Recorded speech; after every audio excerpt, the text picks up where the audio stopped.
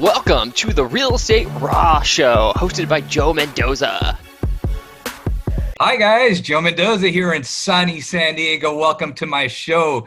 Guys, we have an incredible guest this morning, Frank Rolfe, and he's from Missouri. Now, Frank has a really interesting niche. He invests primarily in mobile home parks. He also runs a commercial real estate university. He has exciting things to share. I'm excited to learn about what he has to offer. So guys, ladies and gentlemen, welcome to the show, Mr. Frank Rolfe. Welcome. Thank you. Thank you very much, Joe. All right, great. And check this out, ladies and gentlemen. He went to Stanford University, one of the most prestigious universities here in the nation, and he graduated in 3 years. So that's got to tell you a little bit something about what's going to be offered on this show. So again, Frank, for our audience, maybe catch them up to speed. Tell a little bit who you are. Absolutely, Joe. I, as you say, went to Stanford. I got out in 3 years. I was going to go to business school. So back then, we're talking in the late 70s, early 80s, to go to business school, you would traditionally start a business as part of your application process. And you write that as your essay. It would be an essay on, current trends in your life. And you wanted to put in there, you started a business. So I asked people, what should I start for a year? Because I had a year to kill, because I was a year ahead of the rest of my class. And they said, they had all kinds of different stupid ideas, open a sandwich shop, stuff like that. One guy said, you ought to try building billboards. So I started building billboards, and then I never went to business school. I just kept building the billboards. Got to be the largest private owner of billboards in Dallas-Fort Worth just through working 24 hours a day. Then I sold that to a public company in 96, started buying mobile home parks. And today, myself, my partner, Dave Reynolds, we're the 5th largest mobile home park owners in the U.S., although I think this year we're going to drop to 6th largest because there's a public REIT that will overtake us. But that's basically the story. We just own and operate good old American trailer parks. Wow, that's great, Frank. So from billboards to mobile home parks, did you just jump right in, or did you try some single family flips or retail, office? What kind of got you into that? I looked at all that stuff, right? So I'd sold the billboard company, and so I had capital from the sale. I was trying to figure out what next to get involved in. And I've always liked things that I felt like were on the cutting edge as far as the cycle of the industry. So I called a lot of the people I built billboards on. I built billboards on 300 different people's property. And so one guy I talked to said on that one call, if you're interested in mobile home parks, I'll go ahead and sell you mine right now for $400,000 with $10,000 down. And I'll carry $390,000 for 30 years. So that's how I got in it. He made me an offer I couldn't refuse. I didn't know anything about the industry at all. Once I got into the industry, I liked the fact that nobody else was interested in it. And it was in the affordable housing sector. And I really was interested in the fact that it's been basically outlawed as far as building new ones for about half a century. So I thought if you can't build them, then I know through supply and demand alone, the values would go up. So I bought one, then I bought another, then another, then another. It just kept growing from there. Now, it sounds like by accident that you got in then, basically, right? Totally by accident. The only fact I knew when I agreed to buy that guy's mobile home park right there on the phone was that when I was building billboards are federally regulated. And so that you can only build them in certain zonings. And I noticed when I was scouring zoning maps for decades that you never saw mobile home zoning. In Dallas, it was an MH zoning, and it was so rare. It was the rarest of all zonings. So I already knew there was something up as far as supply and demand of parks. Didn't really know a whole lot beyond that, just that there were very few zone tracks. And so, but that's how I got in it. Wow, that's awesome. Talk about being at the right place at the right time. Now, these other mobile home parks that you started to buy, did you understand seller financing? Because this was offered to you and you jumped right on. How did that all work out? I jumped right on because I'd never seen seller financing before. In the billboard space, it's all done with either cash or bank debt. No one ever seller carried ever. So I probably was more interested in the financing arrangement than the mobile home park, to be honest with you. because I'd never heard of a seller carrying paper of loan process that did not require going before a banking committee or having any credit checks or anything. Just this wild potential of someone being able to write their own mortgage to me seemed kind of odd. So I thought I had nothing more to lose than $10,000. If I hated it, I'd give it back to them. It was all non-recourse. If I liked it, I keep going. So that's how I got into it. Wow, that's awesome, Frank. Now, there's some people in my audience does not understand seller financing. I've been in real estate almost 3 decades, and I'm starting to see this is probably the right time again to start out working out creative strategies on seller financing. Could you kind of share a little bit to my audience who might not know what that means? Sure. So seller financing, what it is you have typically a mom and pop seller, which would be defined as someone who's fairly unsophisticated and typically older in age. They're trying to cash out of their asset. And a lot of mobile home parks are built by people who were folks who had normal day jobs. The guy might be a postman, might have owned a Subway sandwich shop, whatever. So it's a fairly big asset to them. And so if they sell it for cash, let's just do a model. Let's just say you sold a mobile home park for $1 million in cash. The mom and pop would have to pay income tax on that. So let's say that between federal and state and recapture and everything else, let's just say they spend 30% in tax. So then they have $700,000 and they go down to their local stockbroker place like A.G. Edwards and they say, I've got $700,000 to invest. They say, how risky will you go? They say, not risky at all. They say, well, I've got something here that will pay out 2%. So their $700,000 ends up at $14,000 a year. So basically they got $1 million in cash and all they get is $14,000 a year. If you carry, the way it works is you only pay tax on the money as you receive it. So let's say you put 20% down. So you can give them $200,000 in cash down.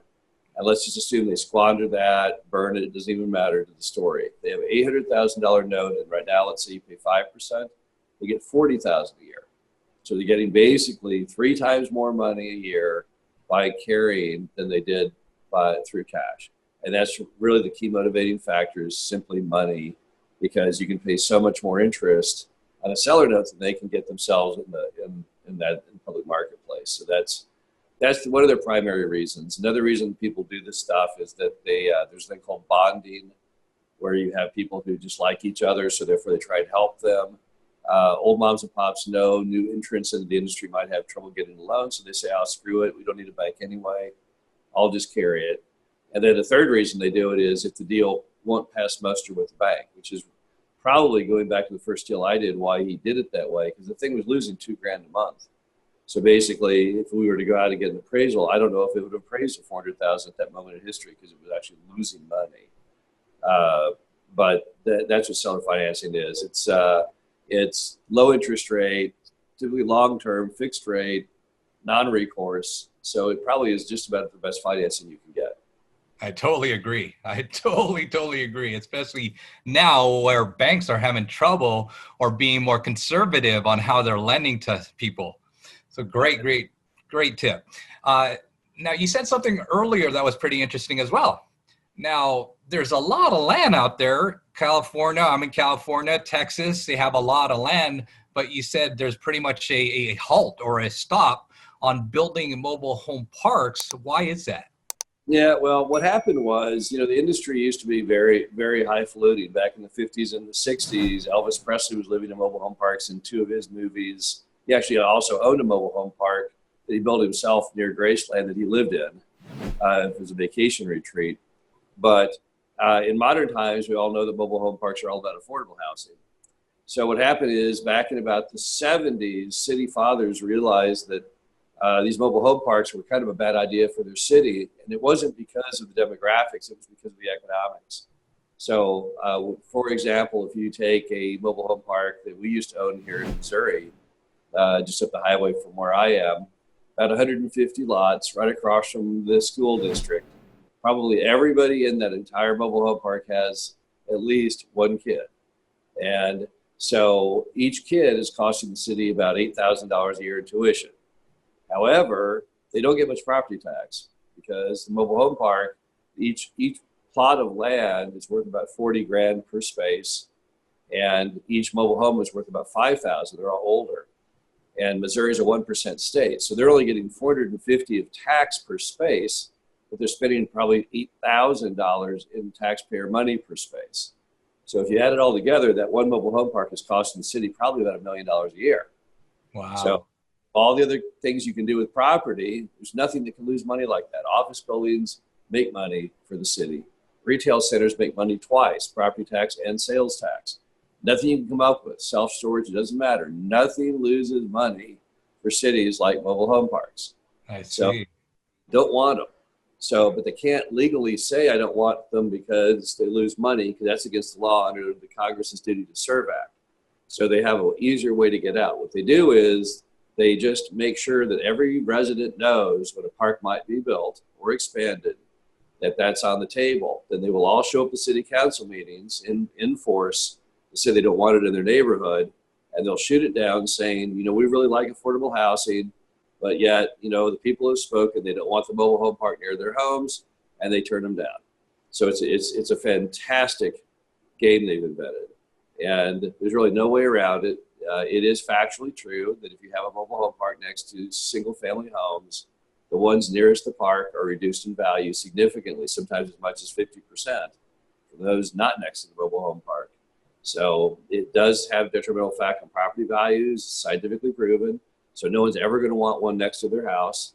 So therefore, the idea of developing them is about zero. So what do people do who just dying to develop is they go out in rural areas where there's no city council, where there's only county, where there's no zoning sometimes. But the problem when you build those there's no city water or city sewer. So you have to build very expensive private utilities. And then when you get done, no one wants to live there because you're too far out in the middle of nowhere. So the supply has really been capped since about the 70s. They estimate there's about 10 per year built in the entire United States. There's about 100 per year torn down in the United States. So it's actually an endangered species. It's shrinking as we speak. Wow, that's interesting. Now, I work with a lot of investors. Sometimes they invest in my stuff. Sometimes they do their own thing, and I consult with them. Now, California has always kind of brought on a small cap rate, you know, a return on somebody's investment. Now, other states that I'm seeing a pretty high cap rate. What's your kind of thoughts or recommendations on where to invest on a mobile home park? Well, you're correct that, you know, California has been a wonderful market for mobile home parks. It's the second largest number of them in the United States. The problem you have in California is things are so valuable. Parks are typically evaluated not as mobile home parks, but as land. So people will say, here, buy my mobile home park and you can tear it down and build something, or buy my mobile home park and you can warehouse the land for a decade and then tear it down. So the cap rates are very low because they don't tie the value just to the park. They tie the value to the land value. And that's not income-based, that's more speculation. So yeah, we prefer more what they call the flyover states, the middle of the U.S. We are the Great Plains in the Midwest, but people own and operate parks all over the U.S. and it does well. The business model works everywhere fairly well. But if you were in California looking to buy a mobile home park, you might find one. You'd have to get way off the coast. You're not going to find one for sale reasonably in Los Angeles or San Diego.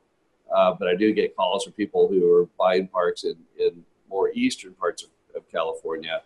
But even a lot of Californians typically will not buy in California mobile home parks. They'll buy mobile home parks in such states as Colorado and Texas and, you know, all those states, Iowa, Minnesota, Wisconsin, the heart of America. That's for this niche of real estate, that's where the bulk of it is to be found. There's about 44,000 parks and only about maybe 1 to 2,000 of those are in California.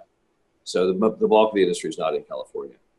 So if somebody were to jump in now, because I'm even seeing some smaller parks, like somebody was sharing something like an 8-unit or an 8-lot mobile home park. I saw a 28 unit recently. I'm looking at an 81 right now. What are some of the things to look out for when they're kind of doing their due diligence? Sure. Yeah, there's 5 factors that make a mobile home park work, and they spell out to the word ideal, which stands for infrastructure, density, economics, the age of homes, and location. all five of those are extremely important as far as your deal working out. On the infrastructure side, you got to make sure you have good, solid working water, sewer, roads, parking system. So infrastructure stands for all the stuff you can see or that's slightly beneath the earth. The density, the problem you have with mobile home parks are based on vintage. Some of them will not fit modern trailers on. So the smallest modern 2-bedroom, 1-bath that exists is about a 14 by 46 foot. Some of the parks will not hold a 14 by 46 foot. In that case, you're too dense and it's no longer really a mobile home park, it's more of an RV park. The economics, you're correct. Our cap rates are, I believe, the highest in the real estate sector today. So normally we're trying to buy parks that have a minimum of a 3-point spread between the interest rate and the cap rate, which is doable in our industry. Because if you're borrowing at 5%, you'd have to buy at an 8% cap rate or better. The age of homes is important because we like to have all our owners being owners. We like them to be a stakeholder in the business. We don't want them to have any mortgages. So typically all mobile homes up through the late 1990s are paid for. So we'd like to see a mixture of paid for, but we'd like to see a few newer ones and let people know that it's still acceptable and desirable for new homes. And then on the location, there's basically 2 locations that work. There's that upscale suburban location, and then there's that real gritty urban location. So that's kind of what people are looking for in a nutshell. You're just looking for stuff that's institutional quality that banks love and that people will buy from you. Awesome. That's great information. Now, going back to the cap rate, you're looking for a 3% spread on what the cost of money is. And now you're saying about the actuals. So let's just say interest rates are 5%. Let's just be kind of conservative. And you're seeing the actuals performing at a 8%. That's kind of a good standard.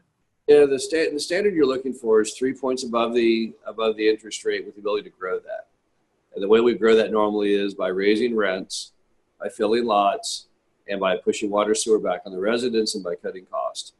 And our industry, the average rent is about $280 a month, they estimate, and the rents need to be more like $500. So that there's plenty of room to push them in most markets. Now, California is uniquely different. California lot rents are as much as $2,500 a month. Right. The rest of America, the norm is about $280, but already in many states, the rents are coming closer to $500 as people are catching on to the fact that rents are ridiculously low. Wow. Okay. That makes a lot of sense. Now, some of these mobile home parks have a mix where the park actually owns the mobile home, and then some of them, the owners that are renting own the mobile home. They go in there almost blind, right? They don't know what they're getting. What are some of your suggestions on should you take over all the ownership or give them all away to where you're just renting the dirt, basically? The mobile home park industry has always functioned as a land business. So our permits are defined as a parking lot. So I want to own the parking lot. I don't want to own the cars in the parking lot. So whenever we buy a park that has park-owned homes in it, our primary goal is to get them out the door, because I just want to charge my monthly parking lot rent. I mean, the 2 business models don't have anything in common with each other. One is very low management, low stress, and the other is hugely high management, repair and maintenance, constant turnover. So yeah, we just want to be a parking lot. Got it. Perfect. Now, as I mentioned, I'm looking at a variety right now, but here I am in California, hundreds of thousands of miles away from some of these parks. What do you kind of look for in management? Is there a certain fee that you want, or a minimum standard of lots, or what's kind of the formula to look out for? Hey, you know what? You're in California. Minimum you should buy is at least 30 because it makes sense. Because if you go under that, the numbers just don't click. They don't pan out at all. The minimum you should try to buy, unless you can find something in your backyard, is about something with a 2 on the front, like 25, 28, something like that. But it's not because of management, because you can manage the parks fairly simply, which I'll go over in a second. But the reason you want at least 25 lots or more is that lending dries up when your lending gets much below $750,000 as far as the note. So if you have a 25 space park that you can fill, the value at the end would be probably around $1 million or more. And that puts you right where you want to be for banking. So it's not really management driven issue, it's banking. If you buy a 10 space park for 250 grand, banks don't want to do loans on things like that, because if your loan's only that big, they can just do a single family home. And then they don't have any of the stigma about mobile home parks or learning about them or anything. So it's really hard to get small loans. When you get bigger, then the bank may say, well, you know what, I could do a $750,000 single family loan, but those can be a little risky, or my market doesn't really qualify for homes that expensive, and then the park looks more attractive. The other thing is the parks typically offer daily deposits, DDAs. 25 space park, you've got enough DDA to be interesting to somebody, right? Now you're bringing in $6,000 a month, $10,000 a month. That's interesting to a bank. But if you're only bringing in $2,000 a month in DDAs, once again, the bank will say, that's what the rent of the actual house would be. So back to stick-built housing again. So that's the issue on size. Awesome. On management side, the typical going rate in the park is $10 per month per lot is what you pay your manager. So on a 25 space park, you pay about $250 a month to the manager. The manager would be somebody who already lived in it. And so you're not going to import a manager until the park is at least 100 spaces or more. And all that person is going to do is basically just be like your little ambassador to the park. They're going to collect, it'll be the point of collection of the money. People will put it through their door in a mail slot. And then if you ever have a problem, they'd be there to tell you the power went out or there's big rain or whatever. But the duties are few and far between. So managing the parks, as long as you are in the land perspective, is very easy. Now, if you have a lot of park-owned homes, much more complicated. You have to make repairs, show homes, run ads, all that kind of stuff. But if it's just the standard parking lot, it's not hard to manage. Wow, that's great information. Now, going to financing, what are you kind of seeing right now? Is it like a 25% down, 30% down? What are banks kind of looking for right now if they're buying 20 lots or more? Let's just break it down into the different sectors of financing that you have out there. You've got seller financing, which should be everyone's favorite. You can go all the way down to zero down. We've done 12 zero down deals over the last 25 years. Wow. So 0, I've seen 5, I've seen 10. My first deal was 3%. There's no banking regulations for moms and pops. So why would they go lower? They'll go lower for your various reasons. One thing is economically, every dollar that they don't take in a down payment, they don't pay in tax, and they get it at whatever your interest rate is, let's say 5%. So the down payment really is only there to give them some degree of comfort that you have skin in the game. And they all have different ideas of how much they need to feel comfortable. Some may say, I need 20%. I've never seen more than 20% on a seller note. It's possible it could be, but it's typically 20% and under. If you're going to do bank financing, now you're talking about 20% typically with smaller banks to as much as 30% with bigger banks. And then there's two other types of park financing. One is called conduit, CMBS debt. That's for loans that are at least $1 million and more. Those are 70% loan to value. So it's 70% of what the appraisal comes in at, but it's not based on what you're paying. So if your appraisal comes in high, you could theoretically come in at less than 30% down. And then the exact same for Fannie Mae, Freddie Mac, what they now call agency debt. So that's amazing, guys. I hope you're paying attention because Frank is dropping some really amazing golden nuggets here. So you said you had about a dozen at zero down? Yeah, it doesn't zero down. The way the zero down deals that we've done have worked are, number one, you bond with the seller. So the seller likes you, trusts you. That's how they get over the obstacle of how much down they need, because they realize that you're a good person and not going to walk off and abandon them. And then what you do is you spin it that you need to use your down payment to make capital improvements, right? So you say, gee, mom and pop, the park needs a lot of TLC. So how about I put my down payment into that? And that way your collateral will be more valuable. So if I died tomorrow, the park is worth more. But to do a truly zero down, see, there's fake zero down and there's real zero down. A fake zero down deal, which I'm not including in the number 12. A fake zero down is where you say, okay, but then the amount of capital it needs is 20% down, right? Okay, the ones that heart of the good ones, or where it doesn't need a lot of capital, it just looks really bad. So, for example, we bought a park once that it was a mom and pop. Pop had a stroke. Mom didn't know what she was doing, so she basically stopped mowing the park. That was one of his biggest problems. She had abandoned mowing for 2 years. So she was letting all the grass free grow. So the only thing that was mowed were the tenants' lots, but the entry, all the common areas, all the vacant lots, the grass was as high as it will grow naturally in nature. So it was like about 4 or 5 feet high.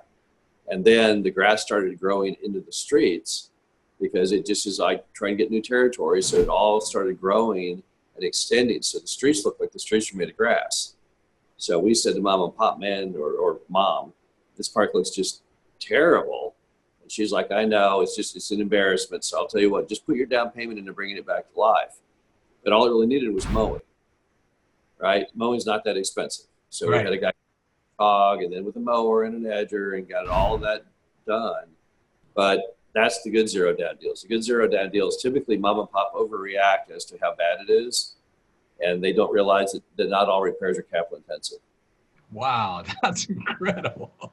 Man, if we had more time on the show, we could probably talk about all those dozens of stories, but I'm sure, you run that university, they should just attend that university training or boot camp. That's exciting. So a lot of the folks out there, they go to all the other trainings and boot camps and schools, the fix and flips, what have you, and they're teaching, hey, send out your yellow letters, put out these bandit signs. That's how you're going to drum up business. Is it the same as far as mobile home parks to get leads? Yeah, no, it's nothing like that. Well, maybe it's a little bit like that. The key ways you're going to get a mobile home park, number one, is with a broker. So of all the deals we've done, about half have been with brokers. It's a very specialized broker, being a mobile home park broker. There are lists of them you can find on websites like Mobile Home Park Store, but that's one way. Another way is online, because there's typically 1,000 mobile home parks, for sale at any given moment on either mobilehomeparkstore.com or loopnet.com. And then the other ways we do it are we do direct mail pieces to the park owners. We do cold calling to park owners. Well, even if the park owner won't respond to a cold call or direct mail, we'll sometimes even drop by their houses. But those are typically the 5 ways you find them. Awesome. Thanks for sharing. Now, I love it. You said broker. I am a broker. So guys, if you need one. All right. So the other website you mentioned now, I saw it on your website. Do you also own that one? Mobile Home Park Store has been around longer than any other mobile home park website. That's owned not by me, but by my partner, Dave. He started it back when the internet began. He bought the domain from a minister for $1,000. No one knows why the minister had it. I guess he was speculating on domain names. And that has become a repository where a lot of mom and pops go and list their parks for sale. So that and LoopNet are the 2 big ones in the U.S. Awesome. That's great information. Thank you so much. Now, wow. Tell us a little bit more about your university and why people should attend or buy your courses. Sure. What happened was, back when Dave and I were, starting out and buying mobile home parks, there was almost nobody in America who was doing that. That's taught back in the mid-90s. And it was considered such an odd sector of real estate that there were no books on it. There was nothing on it. The last book published on the industry when we got into it was in 1955. So Dave and I, almost as therapy, wondering if there was anyone else out there who gave a darn, would start writing small books, and we would put them on his website, Mobile Home Park Store. So I would write little books, typically humor books. Like my first book was called I'm With Stupid, 50 Stories from a Trailer Park. It was the 50 dumbest things I'd ever seen residents do. And then Dave's first book was on accounting, basic accounting for mobile home parks. And as we would write these little books, people would like them. They'd ask for more little books. Over time, we compiled the little books into what we called the home study course. And then the home study course grew into the boot camp. But it's all been grown organically because it is just a hobby. So what makes our boot camp different, I guess, is it's just straight up information, because we don't sell anything. We don't do any coaching or mentoring. We don't sell any deals. It's like a college class. So we kind of designed it to be like a Stanford real estate class on mobile home park, which does not actually exist, but it's like that. So it's kind of different for most people. It's a lot of information. We do it both classroom, and we go out and walk mobile home parks for a day and evaluate them on site. So it's all geared towards basically just the factual way the industry runs, and all the different formulas and stuff that no one's ever heard of, because there's no high school or college class on parks. So that's kind of how it works. Got it. So somebody has to have the patience, the discipline to really like sit down and flip through the online training, what have you. So you're not offering mentorship or coaching or anything like that right now? We do in a very loose way. I do 2 calls a week that are both 1 hour Q&A calls, but we don't really call it coaching or mentoring. It's basically just a way for people to ask questions as they go through material. I mean, our thought is basically people, learn about the industry, jump in there, start looking at deals, making offers, then different questions pop up. So it's kind of a support network. It's just not your traditional coaching. Awesome. Now, if somebody saw this video, got really fired up and excited, has no money, no credit, no creativity, they wanted a mentor, would they be able to reach out, maybe do a JV with you, or how would you kind of vet them out to see if, like, you know what, I want to help out this fella? Larger than the normal group, because we're the 5th largest owner in the U.S., so we can't do JVs and things with people. It's not allowed under our day job items. But I'm always more than happy to help people. It's kind of like the old Car Talk show on PBS. I don't know if you ever saw Car Talk, but Car Talk was a hugely popular show back in the 70s and the 80s, in which these 2 guys that owned a car garage, people would call up and tell them what was wrong with their car, and they would tell them either how to fix it or what they thought it would cost to fix. So it was just fact-based, giving people information that they needed, and that's kind of what I do. So I'm kind of like a recreation of Car Talk for mobile home parks. That's great. That's great. Oh, one last question is about the numbers. Now, what if somebody's running their numbers? They're trying to figure out the cash on cash returns. They're all looking through the NOI and what have you. What kind of typical operating expenses is kind of like the norm on a park? That's easy. It's basically, there's 2 numbers. If the residents pay their own water and sewer, it's a 30% expense ratio. And if the residents don't pay their own water and sewer, it's a 40% expense ratio. So basically 10% of your gross typically goes to water sewer. That's the whole formula. That's what everyone, yeah. Wow, that's great. That's great. That is pretty simple. All right. So Frank, anything else you would like to share with my audience? Well, I mean, it's worthy of spending some time to look at the mobile home park sector if you have not done it in the past. I mean, I had nothing but a negative stigma against it when I bought my first park back in '96. I thought it was just a bastion of weirdos and crime and poor people, and I've learned over the years that stigma I had, that's created by the media, but that isn't actually what's going on.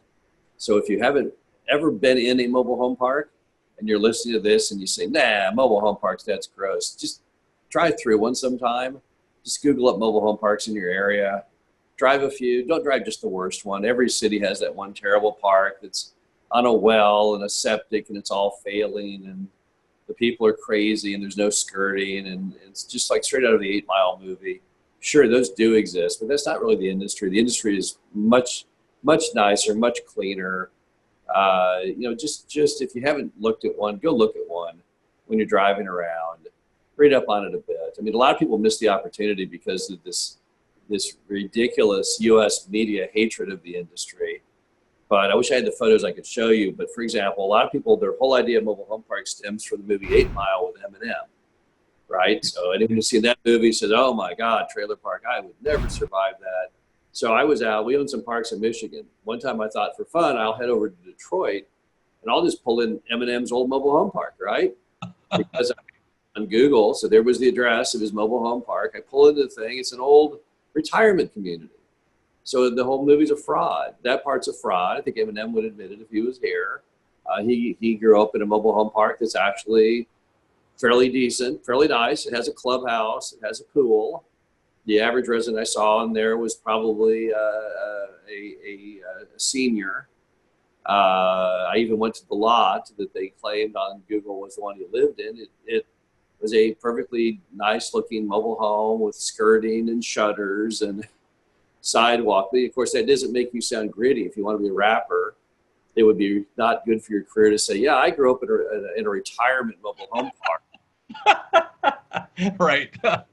Invented that thing in the movie, but that's how the media always has portrayed it. It's just a invention, and it's not real. So if you have the same stigma issue that I had, to break out of the stigma, to see if it might work for you, you owe it to yourself to at least go drive through one and see if it lives up to the stereotypes. I guarantee you it's not going to. It's basically just, it's a highly dense form of detached housing. It's all that it is. It's not a weird thing. It's not a dangerous thing. It's just like if you took a typical subdivision of stick-built homes and you shrunk it down. So the lots were much, much smaller. The homes are a little smaller. That's all it is. Yeah, I totally agree with you, Frank. I mean, people just got to learn, like I say, before they earn. And guys, keep subscribing, keep listening to the incredible folks and guests that are coming on my show. Frank, I mean, holy smoke, check out his resume. I was very impressed with your resume. And number two, my kids, one of their schools of choice, hopefully in the future, is Stanford. So I was like excited about that. So, after when computers were using punch cards and there was no Google. Okay, so back when I went there, you know, the most famous person on campus was John Elway, and Tiger Woods. It was all sports. It was a sports school back in that era, and today it's obviously very, very strong science and math and internet place. But back then, to be honest with you, most people knew of Stanford because it just had so many celebrity sports people. Nice. Were any of them your friends? John Elway was in my dorm. Bill Walton would commonly play basketball in a court out in front of the dorm. Nice. Yeah, John McEnroe had just graduated. So I was there kind of in the heyday of that. But no, the only sports person of today that I know who would not even know me in a million years was Elway, because he was not only in my dorm, he was also an economics major, so he was in my economics classes. But it's probably the only household name that exists anymore. That's great. That's awesome. Best way to get a hold of you? Oh, MHU.com. You just go to the MHU.com. That's our hobby website there. I'm all over the darn thing. So if you go on there, you can't not find me. I am MHU.com. a million words and over 500 hours of videos and audios on there. So wow, that's great. That's great. Thanks so much for being on the show. Thanks so much for your time, guys. Please watch, subscribe, listen, learn before you earn. Like Frank said, I mean, when I was in college myself, I was coaching baseball for my brother, and one of the nicest kids on a team, we dropped him off at his mobile home, and he was very polite. They're people, guys. So get your education, learn about investing, and learn about mobile home parks. I mean, this is incredible. I think this is a very, very great opportunity. Thanks so much, Frank. Thanks for having me. Absolutely. Our company is not responsible for the success or failure of your business decisions relating to any information presented by our company or our company programs, products, and/or services.